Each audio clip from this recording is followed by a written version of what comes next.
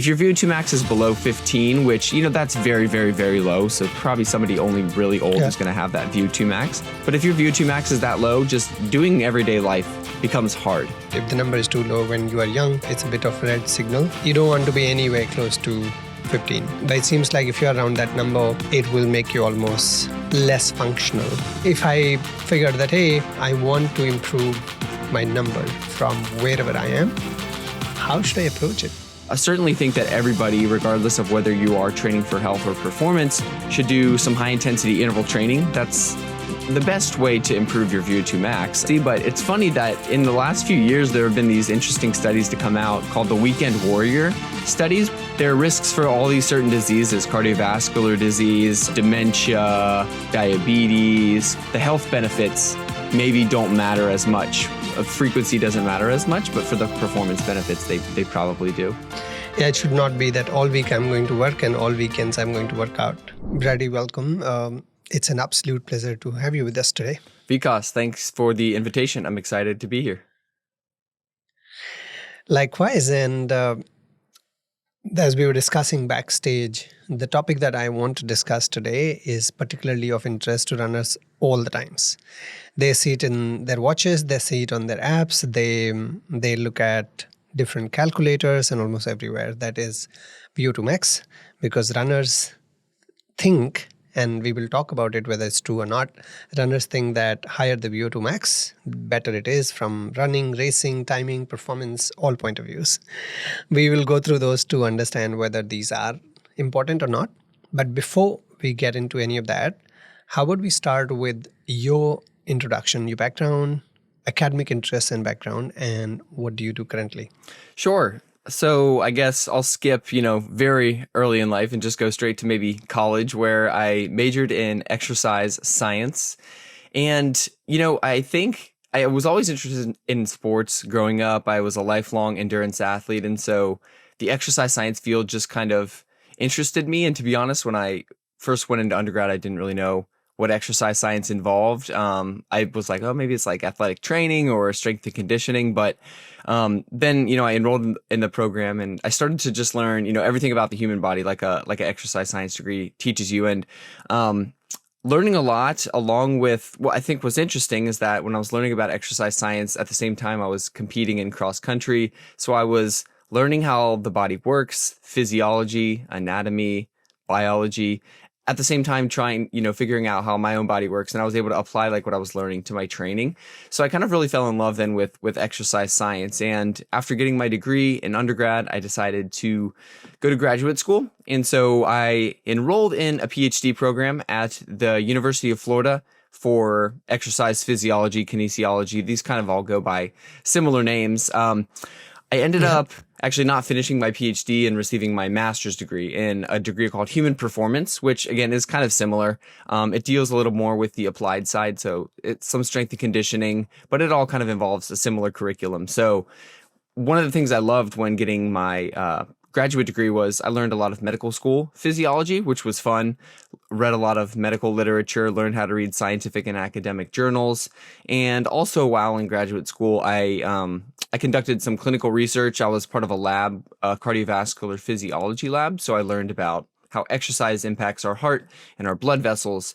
So I was kind of learning about cardiovascular health. And then, I also had the endurance background from my exercise science degree.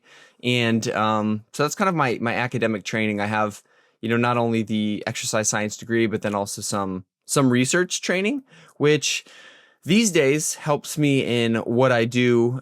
It's kind of hard to pinpoint or maybe say what I do exactly, but I would call myself a science content creator. I kind of create educational science content. I write.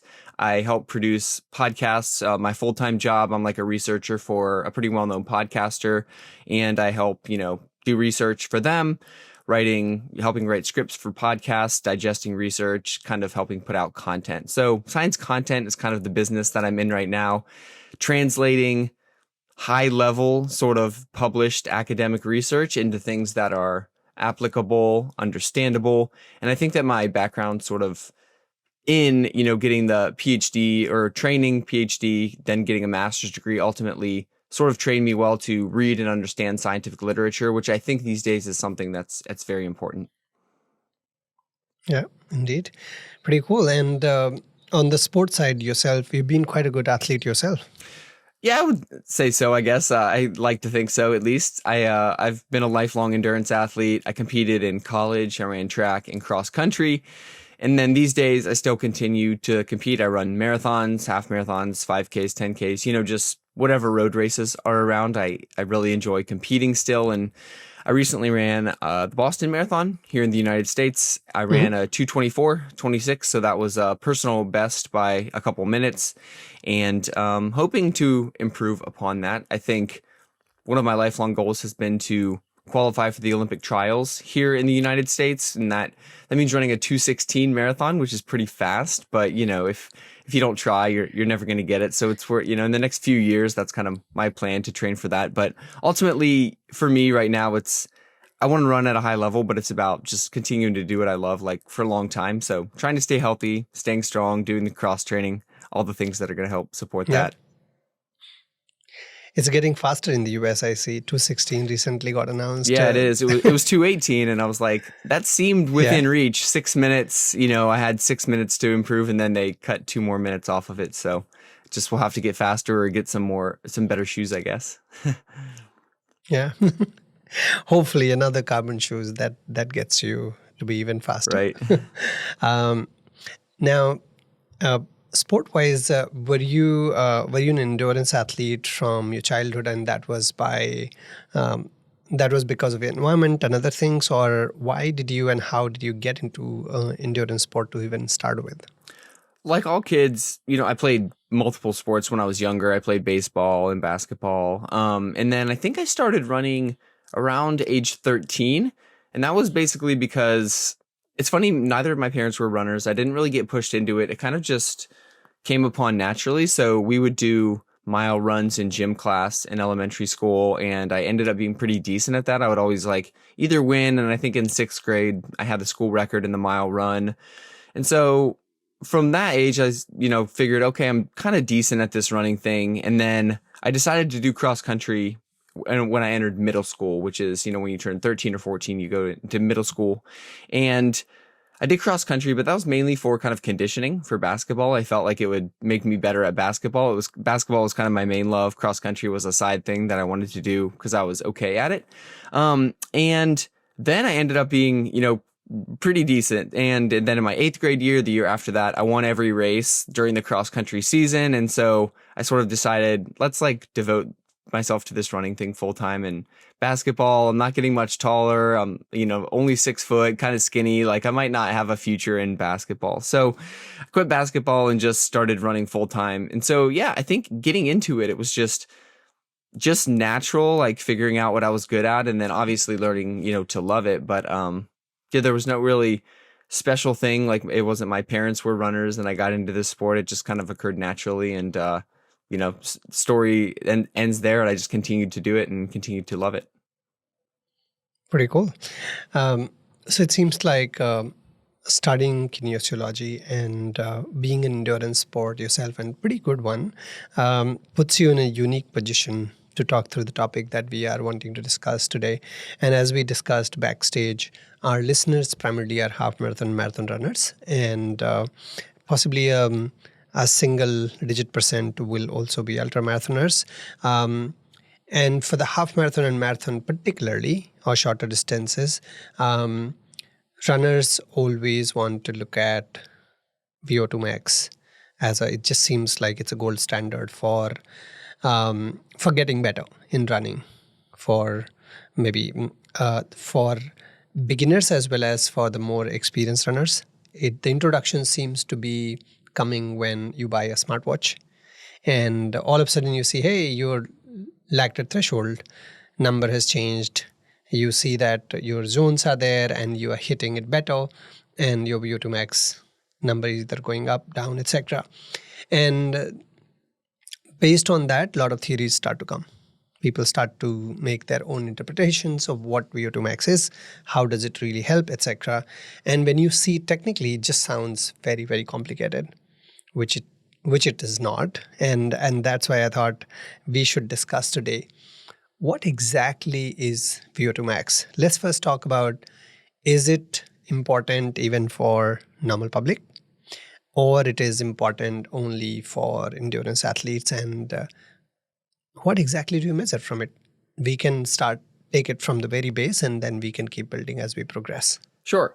VO2 max, simply put, is the maximum rate that your body can consume oxygen during exercise. Basically, the rate at which you can take in oxygen from the environment. So you breathe air in, deliver that oxygen to your muscles, and then your muscles to take that oxygen, turn it into energy in the form of ATP. People may know what ATP is, kind of the energy currency of cells, is it's what it's typically referred to as. And so it integrates all your body systems, your lungs, your heart, your blood vessels, your muscles, and your mitochondria. It's the ability of all of those things to turn oxygen into energy. And it's measured during maximal, well, if you actually get a measurement of it, it's measured during maximal exercise. And that's why it's called VO2 max. So anytime you're exercising, you technically have a VO2, an oxygen consumption. So if you're exercising at a light intensity, you have an oxygen consumption. It would just be what's 50% of your VO2 max. When you're at maximal exercise, say maybe sprinting at the end of the race, or if you went on a treadmill and did a test where you're just running until you can't run anymore, measuring your oxygen consumption, your oxygen uptake rate at that point, that's your maximal oxygen consumption. And it's funny that now people are becoming interested in it, because it was once just really the realm of high performing athletes. Only people who knew what their VO2 max was were endurance athletes who were going in to get a test, or cyclists who were going to go get a test in a lab. But now, as you mentioned, it's becoming available to the public who have access to their VO2 max. If they have a smartwatch or something, you can go and check your VO2 max every single day if you want to. Of course, yes, it's important. We've known for a long time that endurance athletes have a high VO2 max. People in the Olympics, an Olympic marathon runner, they're going to have a high VO2 max, probably somewhere in the 70s, maybe even the 80s.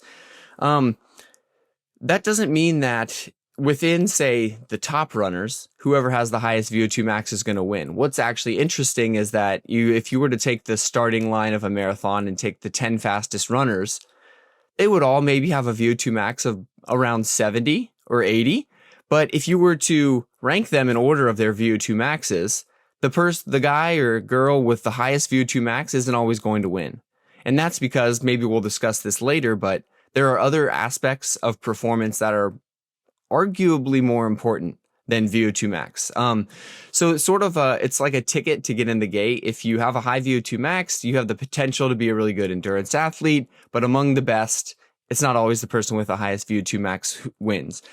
Then for people who are maybe recreational runners, beginners, VO2 max is definitely important, maybe even more important to focus on, because you have a lot more room to improve.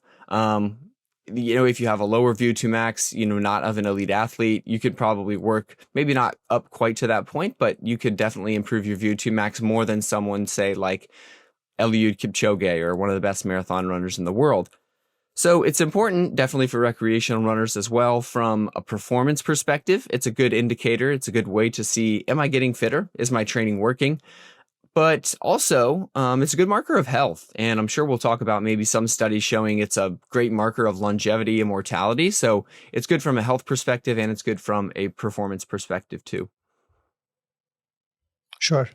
Let's be here for maybe for a bit as well, and discuss a little more. So you talked about it's your ability to uptake and consume and possibly utilize oxygen at maximal effort is what we are trying to say. What does that even mean for a layperson? For example, I'm talking to you, I'm breathing. And I'm taking the oxygen from air, breathing in. What's happening? Why am I taking it? What exactly it is doing? And then as this increases, is that going towards my VO2 max, or what's happening? I'm just trying to understand absolutely as a layperson. Totally. So I think the best way to maybe describe it would be to kind of follow what would be called like the oxygen cascade. So let's just follow a molecule of oxygen from when you breathe it in and then what happens to it. How is it used to create energy? So if I take a breath in, I'm taking in air, and then I have oxygen, or I have air in my lungs, and oxygen is part of the air in my lungs. So those molecules of oxygen are then going to diffuse into my blood. So my blood, you can think of it as it just sucks up the oxygen. It takes it from my lungs into the blood. And then the oxygenated blood rich with oxygen, is going to go to my heart. And then my heart is going to pump that blood out to my body, to my arms, to my legs, to my brain, everywhere that needs oxygen. And then once it gets there, once it gets to the muscles, so let's just say we're exercising, the oxygenated blood is in the muscles. And then that oxygen, once it reaches the muscle, it diffuses, or I'm trying to think of a better word for diffuses, but it sort of leaks out into the muscle from the blood vessels where it was, and it enters the muscle, and then it enters into the mitochondria. People know maybe the mitochondria as the energy producing organelles of our body. Those mitochondria then use that oxygen in a process called the electron transport chain, and that results in ATP, or energy. So that oxygen that's in this air all around me right now, it goes in through my body when I breathe in, and then distributes throughout into the mitochondria, eventually where it ends up. It creates energy. And so you are in that process consuming oxygen. Your body is consuming oxygen, and then once the blood returns to your heart, the process starts again. And so then if you think about this in terms of VO2 max, when you're exercising, you're working so hard, your energy demand is so high that you're just using more and more and more and more oxygen. So you and I here at rest, we're breathing. We're not using that much oxygen to produce. Our energy demands are fairly low. We're sitting down, our brains are working, but we're not using that much energy. If we were to sprint up and down the street a few times, our body needs all of this energy. So our heart beats faster, the blood flows faster, we're getting in more oxygen and just creating more energy. So hopefully that answered your question. Yeah, it does. And it is starting to set the right context where we want to be. So it seems like VO2max is needed to be in some good range as a baseline for even humans to not only perform but also survive, isn't it? Yes, absolutely. So there's, you certainly don't need a VO2 max of 70 or 80 to be healthy or to live a long life. And I do think that there's probably an upper limit to say, if you want optimal health or longevity, you don't need an 80 VO2 max, maybe 50 or 60 is sort of sufficient. But yeah, it's important for everything. If you want to be able to be a good runner, you need a high VO2 max, but also just as I just mentioned right now, when you're doing general activities throughout life, you need energy. You need to use oxygen to create energy. So if you have a good VO2 max, you're just going to be able to do things in life easier. I think that's why in part it's tied to longevity, and being independent in old life. There actually is a point where I think it's around 15 that if your VO2 max dips below that, it becomes hard to do activities of daily living. So if you just wanted to go to the grocery store and carry bags from the grocery store to your car, or go up a flight of stairs, if your VO2 max is below 15, which, that's very, very, very low. So probably somebody only really old is going to have that VO2 max. But if your VO2 max is that low, just doing everyday life becomes hard. And that's one of the reasons why keeping it so high is important, because for most people, as we age, VO2 max will go down. And so if you are then 70 or 80 years old, if you had a low VO2 max when you were 40, well, it's going to be very low when you're 70 or 80. But if you have a high VO2 max right now and it starts to decline, well, you might never reach that 15 VO2 max where life activities of daily living become hard. So you're just able to be like very, very functional late into old age. So yeah, that's good for if you want to continue to run, but it's also just good if you want to be a fit, functional human being. Got it. And so the numbers that I see on my watch, are these the right numbers? Why I'm saying this is because based on what you explained to me it seems like I need to potentially go to a lab to get it appropriately tested, because how else do I know my oxygen uptake, for example? And here I see that the watches are throwing certain numbers. Then are they assuming certain parameters, and based on that, they're generalizing the VO2 max, and it may or may not be accurate? They are generalizing and using, an algorithm to give you your VO2 max. And, I'm not an expert in that. I'm not an expert in the algorithms that they use, but essentially they're taking your information, your sex, your age, your height, your weight. Then they're using your runs that you log on your watch and putting it into, an equation, an algorithm that then spits out this VO2 max number. And it is accurate, but there's going to be a lot of margin of error there for most people. So I think it might be, for most people, say, off by no more than maybe 5 to 10 points, which can be probably pretty significant. For some people, if they got a test in the lab, it's going to be identical to what their watch says. Of course, that's going to make sense for, or happen for most people or some people, but not for everybody. So what I tell people is that it's good at identifying trends. So let's say you look at your watch, Vikas, and it says 55 as your VO2 max.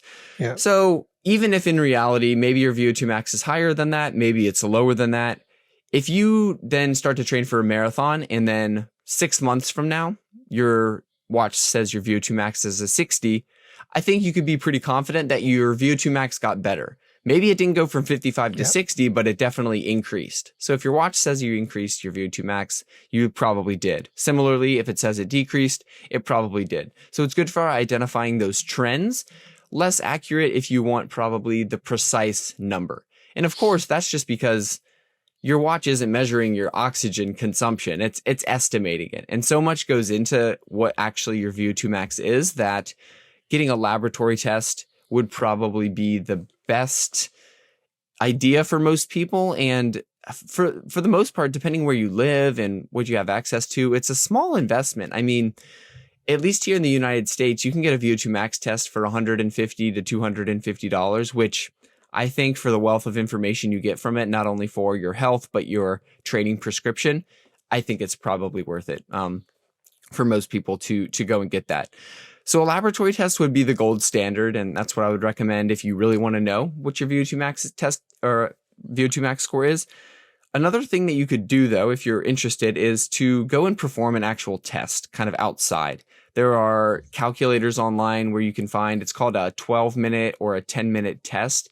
You essentially would go to a track. The Cooper test. Yeah, the Cooper test. Yep. You would go to a track, run as far as you can in 12 minutes, put your score in the calculator, and it'll give you a score of your VO2 max, which I think is going to be a little bit better than what your watch is going to give you. So laboratory test, gold standard, some type of field test, maybe middle standard. And then really, if you want to know a trend, but maybe a less accurate number, you could look at your watch.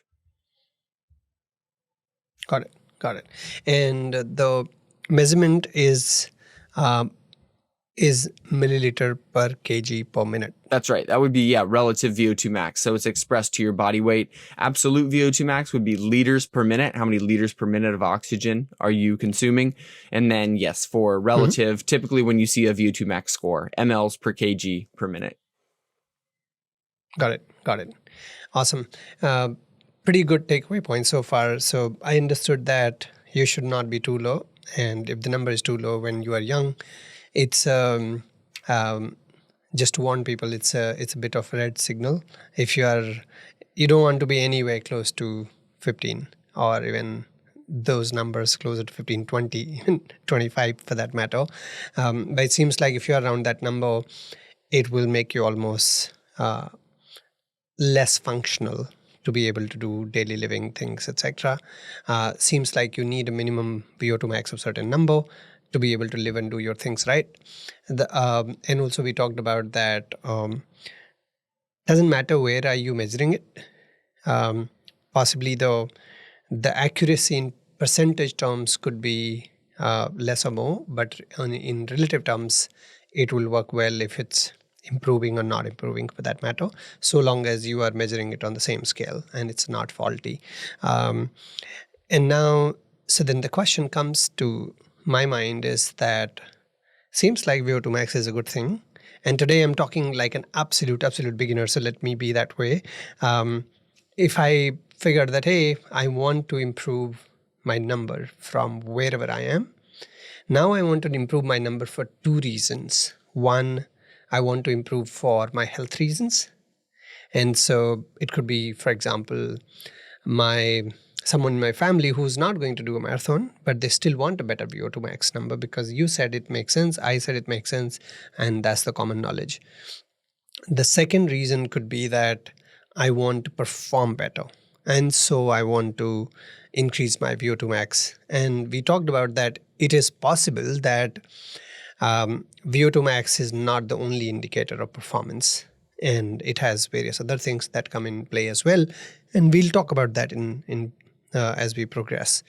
But if now I took the first question, that is, I want to improve my health. And so I should have a better VO2 max number. How should I approach it?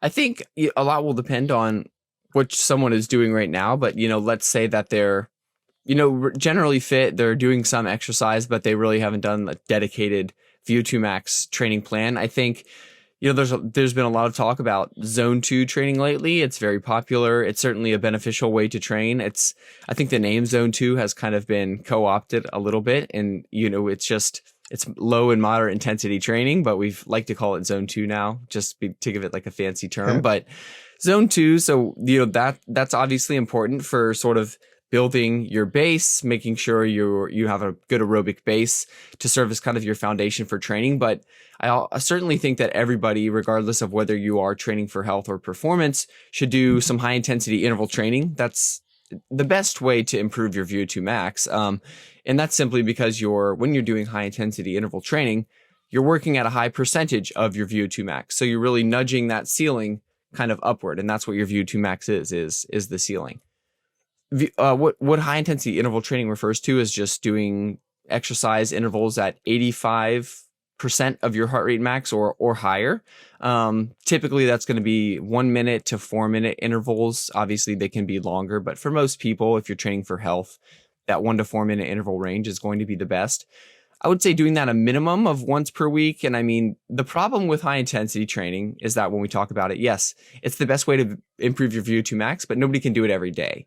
Nobody's even going to do it probably twice per week, even without risking kind of, burning out or getting yourself injured or something like that. So high intensity interval training once a week, if you're somebody who wants to build your VO2 max for performance, and then do a couple of low intensity zone 2 sessions per week, I would say probably target a minimum of, 300 minutes per week of exercise. I mean, that could be 3 sessions or maybe 5 sessions. So, depending on, how much time you have, but I think there's pretty good evidence that really, if you want to improve your VO2 max, obviously if you go from nothing to something, that's going to be beneficial, but that 300 minutes per week really seems to be good for improving it, but then maintaining it throughout life. So that would kind of be the recommendation, which is on the upper end of at least what the physical activity recommendations are here in America. It's 150 to 300, I think, but 150 seems a little bit too low, for most people. Yeah. No, I would agree. This 150 minutes, while it seems right to just get started with, but very soon you'll realize you need to pass that number if you want to keep doing better, at least in the midterm. Now, so you talked about zone 2 or maybe lower effort workout versus HIIT. And these are higher effort, as we also understood that higher effort are slightly more taxing on the body, so not possible to continue being at it regularly. What kind of protocol I should take? I know it will be relative and we are not talking about very specifically, but if I were to go and do a HIIT, a HIIT training, do I go warm up for a kilometer or two and then take 1 minute repeats or things like those? Will that be considered HIIT? Can I also do it in the gym? Or do I have to only run and then it will be considered high effort? You could do it whatever modality you prefer. So if you want to do it on a bicycle, I have a stationary bicycle in my garage. I do high intensity intervals all the time on that. So you could run, you could do a cycle, you could do an elliptical if you wanted to, a rowing machine. the format doesn't really matter. What really matters is getting your heart rate up. I think for runners, though, what the problem is going to be, if you do any one of these other modalities, say if you get on a rower or an elliptical, it might be hard to get your heart rate up because you're used to running, and these things might take some time to get used to get your heart rate up. But if you're able to get it to that 85%, the modality really doesn't matter. So you can do high intensity training however you want. And maybe when you said the gym, I don't know if you're referring to like a strength training type of thing. You could technically do it there, but I don't know if the application will directly translate to your better running performance. Doing something, say like a CrossFit or an endurance or a strength training circuit, that's good for getting your heart rate up, but it's not going to be the same adaptations that you would get from doing a more aerobic type of exercise. But I would certainly recommend everybody does a warm up. So 10 minutes probably minimum of a warm up. You could do running to warm up for running, or you could do something else. Personally, I sometimes will do the rowing machine before I even head out for a run. That kind of helps me to warm up. But I would do a 10-minute warm up, and then as far as the intervals, I think we focus a lot on, oh, you need to do 1 minute or 30 seconds or 4 minutes. Do what you like. I think 1 minute or 4 minutes seems to be a great duration. The 1 minute is going to allow you to go a little bit harder, and you don't have to go for as long. Yeah. So you could do, 190 to 100% of your heart rate max for a minute. Do that, 10 to 12 times with maybe a minute recovery in between each. Or you could do something like a 4-minute interval where that's hard. You're going for 4 minutes at 85% of your heart rate max. That's not fun for anybody to do. They're definitely beneficial, but you only have to do maybe 4 to 5 of those. So if you'd prefer to do fewer, but more high intensity, or maybe a little bit less intense, but longer intervals, that's kind of up to you. And I think what would be best for people to do is sort of mix it up. Maybe 1 week you're going to do 30 seconds or a minute intervals, and then the next week you do 4 minutes. I think integrating both of those would kind of hit all of your body's different energy systems, because you're going a little bit harder maybe, or less hard for the 4-minute intervals. So yeah, the duration matters less, but what I think people should maybe focus on doing is looking for this 1-to-1 or this 2-to-1. It's called a work to rest ratio. So you're exercising for, say, 1 minute, and then your recovery is either going to be 30 seconds or 1 minute. And that is kind of that optimal duration that's going to help improve your VO2 max. It gives you enough recovery, but it doesn't let you recover so much that, it's hard to get your heart rate up when you start the next interval. So I would either do an identical ratio. If your interval is a minute, do a minute rest, or a 2-to-1. So your interval is a minute, your recovery is just going to be like 30 seconds or something like that. That's how I would encourage people to structure it. So how long you do it may be less important, but that ratio of the work to rest may be a little bit more important. And then end with a cool down. I think it's important for runners to do a cool down. That could just be walking, just something to kind of take your blood flow back down to normal, loosen up a little bit. Don't just go straight from the interval training to your desk, please. Yeah.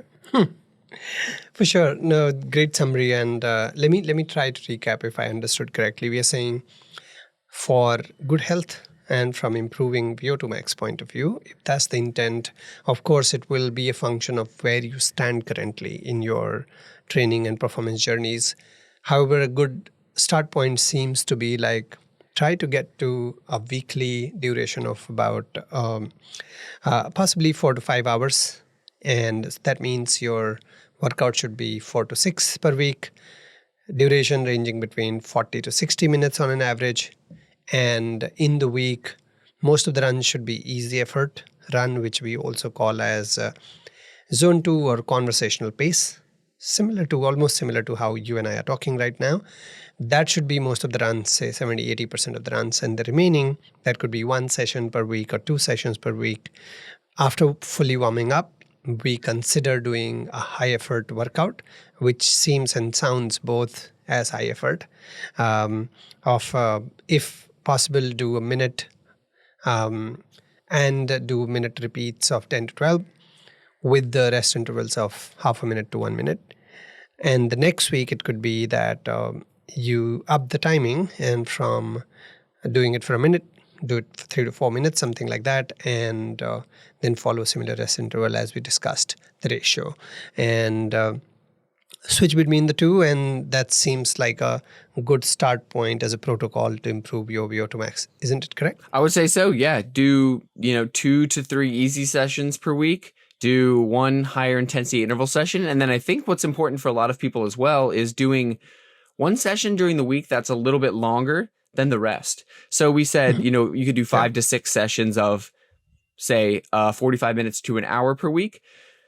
But then also I would make sure you have one session that's, say, maybe 80 to 90 minutes or longer. So you could have a couple 30 minutes during the week, a couple hour-long sessions during the week, and then maybe on the weekend when you have a little bit more time, do a 90-minute slow, easy run. I think that's very beneficial for, as we mentioned, building sort of the aerobic base, your mitochondria function. That's really important as well. So rather than doing 5 to 6, all that are just an hour, kind of split it up, change the duration of all of them, and make sure to get that one weekly, very long session in. I think that's important. Right. Makes sense. Awesome. Now let's switch gear for people who are wanting to improve their race performances. The role of VO2 max there seems like it's baseline. So you start with that for sure. But in addition to improving VO2 max, what else is needed for me to run better, run faster?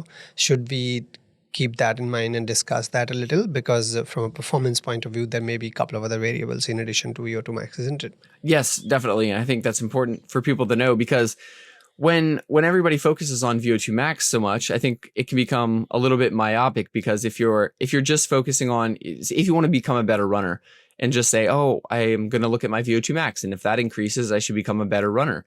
But if that doesn't happen, they might get disappointed, or they think that they can't run faster without improving their VO2 max, which definitely isn't true. So for runners who are wanting to get faster, yes, okay, you can improve your VO2 max, and that will inevitably probably lead to better performance. But there are also other pillars of endurance performance that are important. So we have, one of them is lactate threshold. So what your speed at your lactate threshold is. Lactate threshold sort of being that pace, if you're running, at which your lactate really is sort of at a steady state. It's not really rising exponentially as you continue to. It's like it's just steady lactate levels as you run. And if you were to run any faster, your lactate would start increasing more. So that threshold is sort of where you're at a nice steady state. You could maintain that for a pretty decent amount of time. Lactate threshold is an important determinant, as well as the percentage of your VO2 max where your lactate threshold is, or like your race pace. It's known as a sustainable fraction of VO2 max. That's kind of a more scientific term, but it's essentially correlates around with like your marathon pace. But what percentage of your VO2 max can you hold at for kind of a long time, and it sort of is correlated to lactate threshold as well. So those things are very important, as well as your running economy. So how efficient you are, or how economical you are as a runner.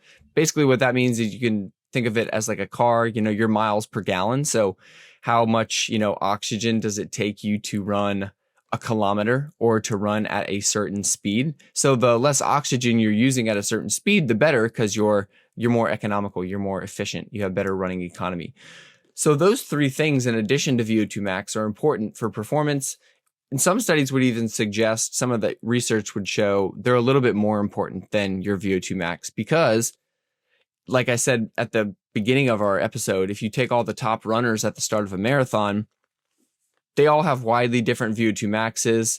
And the top guy isn't always going to win, but take 10 guys who all have a 70 VO2 max. What's going to differentiate them is their lactate threshold, their running economy, and the guy with the better running economy, better lactate threshold, is then probably going to win that race. And so to train those, it's similar to how one's going to train to improve their VO2 max, but instead of just doing, say, zone 2 work and maybe some very high intensity work, you're also going to do some of that, we'd call it zone 3 maybe work, which is like your threshold training. And that's going to be very important for runners to do. I think there's a few models of endurance training that people will discuss. One of them being the polarized model, where you're just doing a lot of high intensity or a lot of low intensity and then some very, very high intensity. But for runners who are focused on performance, sometimes I think targeting that middle zone, that threshold work, which isn't quite very high intensity, but it's not quite low intensity either, is going to be very important and yield a lot of benefits because it trains some of those other parameters that we just talked about other than VO2 max. It's going to help you become a more efficient runner. It's going to help you improve your lactate threshold, and those will translate directly into improved performance. Right. So the pyramidal model could also be something that people can consider in addition to just looking at the polarized model, correct? Definitely. I'm a big fan of the pyramidal model. And, there was recently a meta-analysis kind of comparing all of these different methods. And, they show that all of them can be pretty effective. Polarized training works, pyramidal works. It depends sometimes on, again, your baseline training fitness. But yeah, they can all work. Yeah. And so, when it all comes down to, typically I'll recommend, people that do what you enjoy, but the pyramidal approach does seem to work well because you're not, you're just allowing a little bit of that zone 3 training, which is less talked about, but I think can definitely yield some benefits without all the stress of the super, super high intensity interval training. Yeah, indeed. I think the point that you said, let's assume there are 10 top level of marathoners, we should assume that while each of them may differ in their VO2 max, but it is understood that none of them are going to have a VO2 max of 30, 40, 50, or 60. They all will be higher as a start point, and then the differentiator is going to be running economy, that is ability to go from point A to point B, how effectively they get there, and the lactate threshold, being able to maintain that particular pace for a longer period of time, fatigue resistance. These are what will possibly create a difference from runner A to runner B. Now, natural question that will come in runner's mind, that is, how do I work on my running economy? How do I work on my lactate threshold improvement? And then people also read and hear about LT1, LT2. What is it? It just seems too complicated. So far, I understood zone 2. I understood HIIT training. Both made sense, but now you've added 2 more parameters. How do I make sense of it? Yeah, I think in regards to training, it's sort of, we kind of just discussed it. It's that sort of zone 3 training. I mean, if you want to train your lactate threshold, you want to do training at your lactate threshold. So those tempo runs, tempo or threshold intervals where you're not quite, again, pushing that upper limit, but you're sort of at a comfortable pace. But tempo runs would be kind of the classic way that runners are going to look to improve their lactate threshold and their running economy. In general, if you do a lot of zone 2 training, that's also going to contribute to your running economy because you're just becoming a stronger runner. Your aerobic base is better. But if you really want to, say, work on, how efficient are you at your marathon race pace? Well, the best way to do that is going to be running at your marathon race pace, focusing on things like running form while you're doing it. I think can kind of help. That's not necessarily a formal training technique, but I just think that doing, if you're on a track and maybe making sure you focus on your form while you're doing intervals, that can help you to do that. But the answer is just going to be doing tempo running, threshold running. That's going to be the best way to improve those variables rather than just, say, optimizing your VO2 max through something like high intensity interval training. Awesome. Yeah, I asked these because knowing how curious the runners are, these questions will continue to come, and so addressing them now makes sense. Now, is there a concept that exists that once I've achieved a particular running economy or I have achieved a VO2 max, will I stay there if I don't train the way I was training? Or will there be a component of detraining that will occur and that will impact my VO2 max, my running economy, as well as my endurance? I think that's a great question. And if you don't keep doing the same amount of training, there is going to be some detraining that is going to occur. But I think what a fun thing is, and what is interesting about some of like what the science shows, is that it may take a lot of training to get to a certain point, but then it takes less training to maintain at that point. So if you're doing maybe say, you really want to improve your VO2 max or your lactate threshold. So you put in 8 to 10 hours per week of endurance training. You're doing a ton of running. You get a high VO2 max. You get your economy that you want. If you want to maintain that, I believe that it's going to take a little bit less. You're not going to continue to have to train that 8 to 10 hours per week. Maybe you could drop down to 5 to 6. If you stop training completely, you're going to lose all of those gains within probably a few months. But to maintain your level, it's going to take a lot less than it took you to get there, which I think is reassuring for a lot of people, knowing that you just don't constantly have to train harder and harder and harder and harder. It takes less to maintain fitness once you reach a certain point. I couldn't give you an exact number, but you're not going to continue to maintain that high level of training if you just want to say you reached a VO2 max of 60 and you can probably stay there if you do a little bit less training. One of the things though is that going back to what we talked about earlier, your watch may not reflect that. If you stop and you train a little bit less, your watch could tell you that you're actually getting less fit, when in reality, I think you could probably maintain some fitness doing a little bit less training than you were doing before. What's important there, if say people are just focused on maintaining some of their fitness, maybe it's an off season and they're not like training very hard, focus on frequency of exercise, making sure to exercise at least every other day, versus just say, oh, I only have a couple hours per week of exercise. I'm just going to do it all on the weekend. I think if you're trying to maintain your fitness, doing it more frequently is going to be a little bit better. So Monday, Wednesday, Friday, Sunday, repeat, versus Saturday, Sunday, just super long workouts. That's just something that's interesting to note. I think frequency is pretty important when it comes to maintaining some of the adaptations we get through training. Yeah. It should not be that all week I'm going to work and all weekends I'm going to work out. Definitely. That's not how it works. It is interesting because there are some, not for fitness at least, I don't think it works like that. If you're trying to be a high performer and run a good marathon, you need to be running a little bit more frequency. But it's funny that in the last few years, there have been these interesting studies to come out called the Weekend Warrior studies, where they basically show that people who do the same amount of exercise during a week, but say one group of people just does it in 2 days per week, they get maybe 5 hours of exercise a week just on the weekend. And then there are these people who distribute it throughout the week to 4 to 5 days. There are risks for all these certain diseases: cardiovascular disease, dementia, diabetes. They're similar. So you can basically, the health benefits maybe don't matter as much. Frequency doesn't matter as much, but for the performance benefits, they probably do. Yeah, indeed.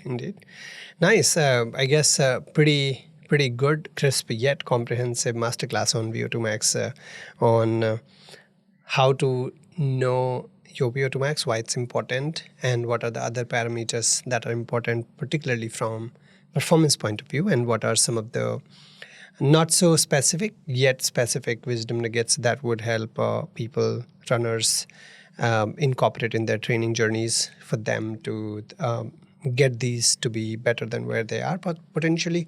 Now, as we start to train and we see VO2Max going up and seems pretty cool and nice in the watches, what happens over a period of time, and I've seen it personally as well, that is, if I'm training for a marathon, during my training, I see my VO2Max actually on certain occasions goes down. And that leads to a lot of questions where runners may start to think, hey, I'm training so much and I'm fatiguing so much, and maybe that's where the answer is as well, but my VO2Max is going down. And then I go and race 2 months later, and all of a sudden I see my VO2Max after the race result has improved by a few points. What has happened here, and why people should not worry about the training stage VO2Max all the time? Yeah, I think, again, without knowing all of the information that these companies are using and the apps are using to predict your VO2 max, I think that, if a runner's training very hard and they see it go down, that could basically just be due to, you're going to have normal fluctuations in your training. Maybe you have a week where it gets abnormally hot. The heat wherever you live, it gets hot. And so your runs slow down a little bit. You're going slower on your runs, or your heart rate might be a little bit more elevated on one of your runs. All of that data is going to get fed into your watch, and that might spit out a lower VO2 max score just because of how recently your runs have been going. Your heart rate's been higher on certain runs, which would indicate a lower fitness, but it just has to do with, say, an environmental condition. Or maybe you're very stressed at work, or maybe you're not getting a lot of sleep, or you're not eating as well. And so your training during that week is sort of just compromised. You're not getting less fit, but your watch thinks you're less fit because you're performing at a different level than you were previously. So it's sort of just an artifact. Your VO2 max is just changing as an artifact. Then when you go and run that race, though, your watch has the most recent and perfect updated information on how well you performed because you just hit a PR. So it was, maybe giving you a race prediction before, but then you actually ran the race and you ran this time. So it really knows, based on this time you ran, that's what your VO2 max is. And it's going to be a little bit more accurate. So the race number you could probably take with a little more confidence than this maybe dip during training that occurs. So you should be confident that if you're training, your VO2 max isn't going to go down. I mean, that's very unlikely to happen.